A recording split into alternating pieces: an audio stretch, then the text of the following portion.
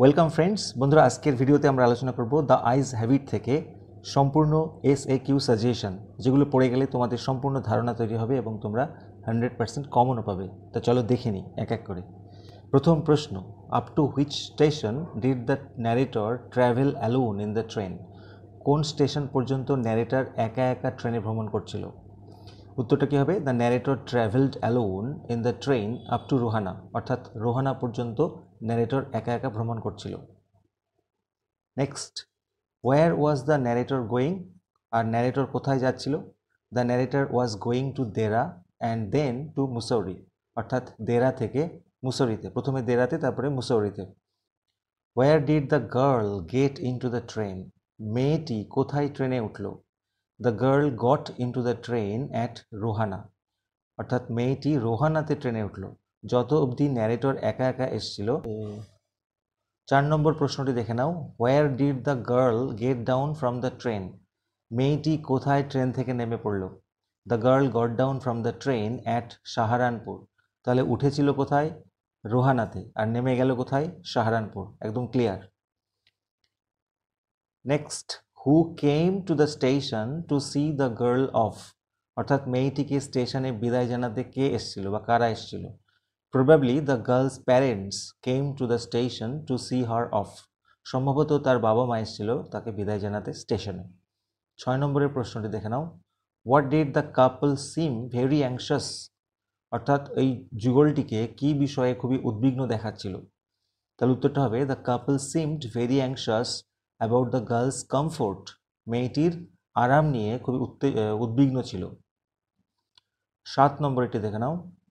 Two what were the narrator's eyes sensitive? অর্থাৎ কিসের প্রতি ন্যারেটরের চোখ সংবেদনশীল ছিল? উত্তরটা হবে the narrator's eyes were sensitive only to light and darkness. শুধুমাত্র আলো এবং আধারের প্রতি তার চোখ সেন্সিটিভ ছিল, অর্থাৎ এগুলি ছাড়া সে কিছু ফিলই করতে পারছিল না, যেহেতু অন্ধ।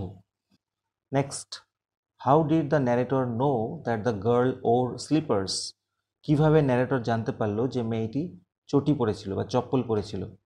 তাহলে the narrator knew that the girl wore slippers, narrator জানতে পেরেছিল যে মেয়েটি স্লিপার্স পরেছিল from the way they slapped against her heels, অর্থাৎ যেভাবে ওই চটিগুলো তার গোড়ালিতে স্ল্যাপ করছিল, অর্থাৎ চটাম চটাম আওয়াজ করছিল, সেটা দিয়ে বুঝতে পারলো যে সে চটিই পরেছিল। 9টি, what did the narrator like of the girl? Narrator মেয়েটির কি কি জিনিস পছন্দ করলো?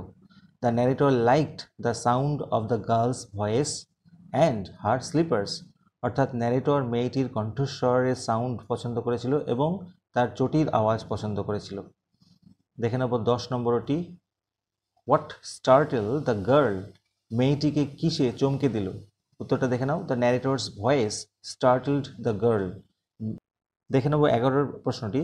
What do people with good eyesight fail to see? অর্থাৎ ভালো দৃষ্টিসম্পন্ন লোকেরা কি দেখতে ব্যর্থ হয়? তাহলে people with good eyesight fail to see what is right in front of them, অর্থাৎ তাদের সামনে কি আছে সেটা দেখতে ব্যর্থ হয় যাদের ভালো দৃষ্টিসম্পন্ন চোখ আছে তারা। 12টি দেখে নাও। Who will receive the girl at the station? স্টেশনে মেয়েটিকে কে রিসিভ করতে আসবে?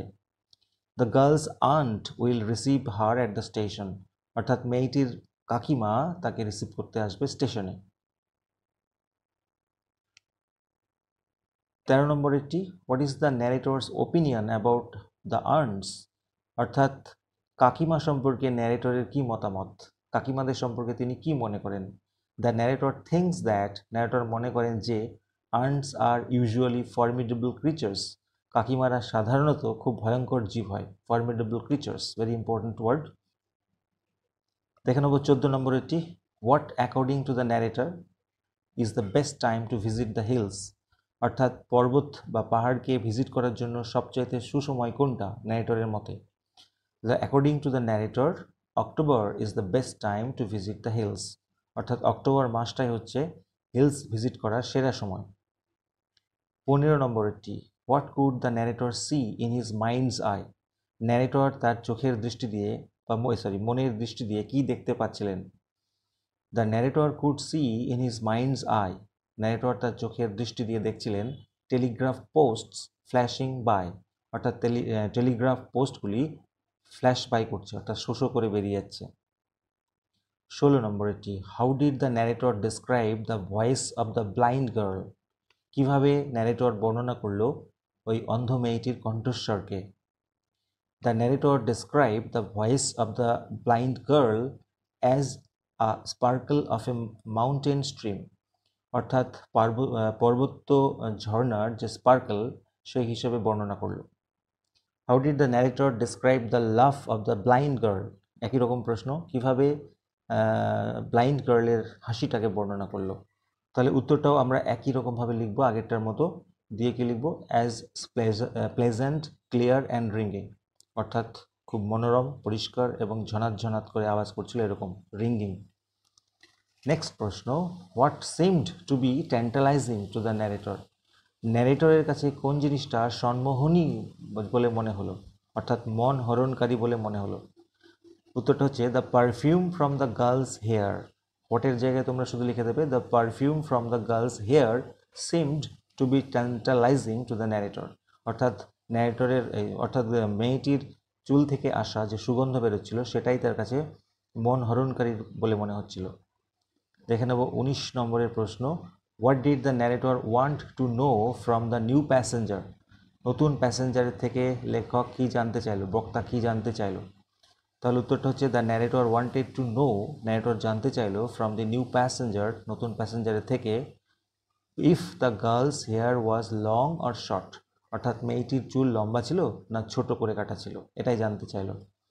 20 নম্বরের প্রশ্নটি দেখে নেব, ওয়্যার ওয়াজ দ্য কনফিউশন, কোথায় ছিল confusion, the confusion was in the door way, অর্থাৎ দরজার কাছে বা দরজার মুখে ছিল কনফিউশন বা কোলাহল বলতে পারো। এই চ্যাপ্টারের শেষ প্রশ্ন, who broke the reverie of the narrator, ন্যারেটরের দিবা স্বপ্নটি কে ভেঙে দিল। The new passenger who entered the compartment, অর্থাৎ যে নতুন প্যাসেঞ্জারটা কামরাতে প্রবেশ করলো সে ভেঙে দিল, broke the reverie of the narrator. তা বন্ধুরা, এই 21টি প্রশ্ন তোমরা অবশ্যই ভালো করে পড়ে যাবে, আমার বিশ্বাস সম্পূর্ণরূপে তোমরা কমন পাবে। Thank you so much. ভিডিওটি ভালো লাগলে অবশ্যই লাইক দিও, আর চ্যানেলে নতুন হলে সাবস্ক্রাইব করতে ভুলো না।